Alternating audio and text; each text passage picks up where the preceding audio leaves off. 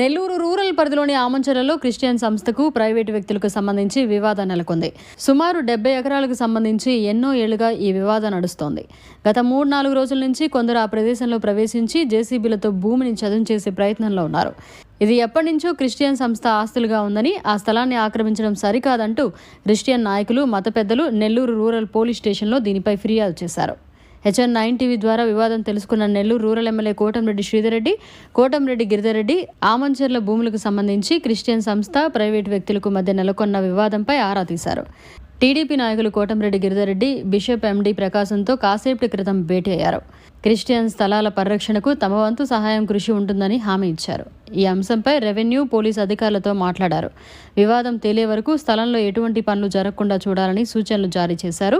Christian సంస్థ నాయకులు ఇచ్చిన ఫిర్యాదుపై అధికారులు సమగ్ర విచారణ జరపాలని కోరారు.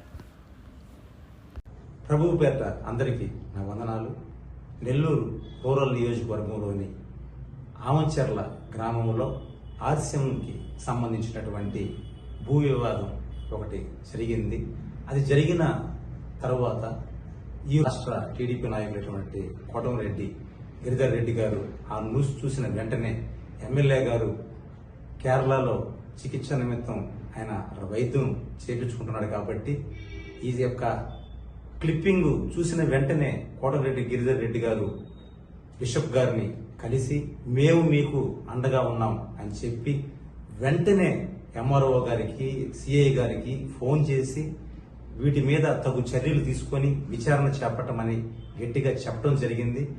మేమైతే పిలిస్తే పలికే ఎమ్మెల్యేని చూసాం, కానీ పిలవకపోయినా మీడియాలో ఒక వార్త చూసుకొని వెంటనే 5 నిమిషాల్లో స్పందించి బిషప్ గారి దగ్గరికి వచ్చి మీకు మేము అండగా ఉంటాము అని చెప్పిన కోటంరెడ్డి సోదరులకి ఇద్దరికి ప్రత్యేక ధన్యవాదాలు తెలుపుకుంటూ, ముఖ్యంగా ఎమ్మెల్యే గారు అక్కడ వైద్యం చేసుకుంటున్న ఈ యొక్క న్యూస్ చేరంగానే వెంటనే గిరిధర్ రెడ్డి గారు ఇద్దరు సోదరులు స్పందించి క్రైస్తవుల పట్ల వాళ్ళకు ఉన్నటువంటి ప్రేమను చూపించిన విధానానికి వారికి ప్రత్యేక క్రైస్తవ సమాజం తరపున ప్రత్యేక ధన్యవాదాలు తెలుపుకుంటూ సెలవు తీసుకున్నాం. Praise the lord.